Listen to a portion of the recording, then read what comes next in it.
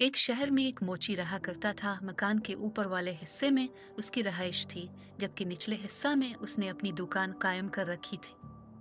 इसी दुकान के एक कोने में उसने नए जूते बनाने के औजार रखे हुए थे। ये औजार एक छोटी सी मेज पर बड़े सलीके से रखे होते थे। मोची दिन रात खूब मेहनत करता, लेकिन इसके बावजूद इसे इतनी आमदनी ना होती कि वो खुशहाल जिंदगी गुजार सके। यहाँ तक कि एक वक्त ऐसा भी आया जब मोची की तमाम जमा पूंजी भी खत्म होने को थी। ये ख्याल आते ही मोची का दिल काम से उचाट हो गया। वो जो जूते बना रहा था, इसका चमड़ा वहीं पड़ा छोड़कर अपने रहाइश वाले हिस्से की तरफ चला गया। दूसरे रोज सुबह मोची नाश्ते से फारिग होकर अपनी दुकान में पहुंचा तो वो बहुत हैरान हुआ, क्योंकि कल जो चमड़ा इसने जूतों के लिए काट कर छोड़ा था, इसके जूते तैयार थे। ये जूते बहुत खूबसूरत थे।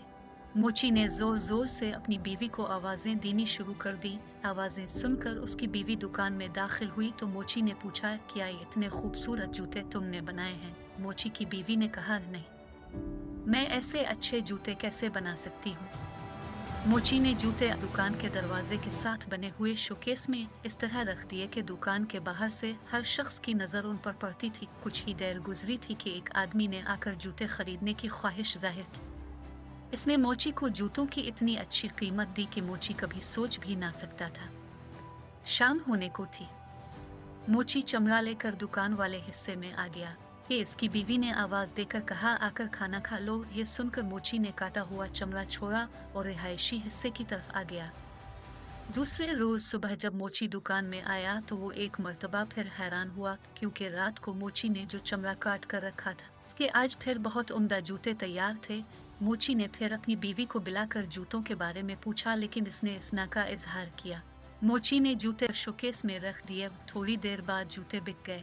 अब तो ये रोजाना का मामूल बन गया कि सुबह उसे जूते तैयार मिलते और अपनी खूबसूरती की वजह से कुछ ही देर बाद ये जूते फरोख्त हो जाते।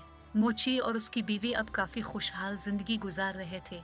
मोची ने कहा, आज रात को हम दुकान की निगरानी करेंगे। मोची और उसकी बीवी शाम होते ही कटा हुआ चमड़ा काम करने वाली मेज पर छोड़कर दुकान में रखी एक बड़ी सी अलमारी के अंदर छप कर बैठ गए और थोड़ा सा दरवाजा खोलकर दुकान में झांकने लगे। आधी रात के वक्त आतिशदान की चिमनी में कुछ आवाजें आती महसूस हुई। थोड़ी देर बाद उन्होंने देखा कि दो खूबसूरत परियां हवा में तैरती हुई चिमनी के जरिए दुकान में दाखिल हुई और काम करने वाली मेज के पास बैठकर उन्होंने जूते सीने का काम शुरू कर दिया। सुबह होने से कुछ देर कबल जूते के दोनों जोड़े तैयार हो चुके थे। खूबसूरत जूते मेज पर उसी तरह छोड़कर दोनों परियां हवा में उड़ती हुई वापस चली गई। मोची ने अपनी बीवी से कहा, बहुत दिनों से ये परियां हमें अच्छे अच्छे जूते बना कर दे रही है, हम भी उन्हें कोई तोहफा दे। मोची की बीवी बोली, क्यों ना मैं इन दोनों के लिए कपड़े बना दूं।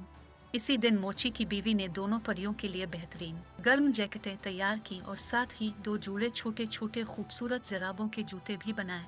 दूसरे दिन उन्होंने शाम के वक्त मेज पर बजाय जूतों के लिए चमड़ा काट कर रखने के दोनों परियों के लिए जैकेट और जराबों के गिफ्ट पैक तैयार करके रख दिए और अलमारी में छप कर परियों का इंतजार करने लगे। आधी रात के बाद परियां दुकान में दाखिल हुई और काम करने वाली मेज के पास आकर खड़ी हो गई।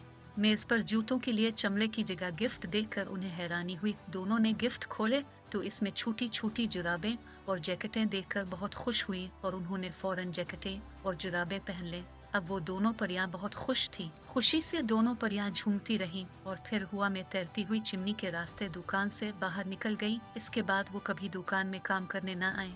मोची ने जूते बनाने का काम जारी रखा, जो कि उम्दा और खूबसूरत होते थे, और वो पूरे इलाके में बहुत अमीर और मशहूर हो गया और मोची और उसकी बीवी खुशी से रहने लगे।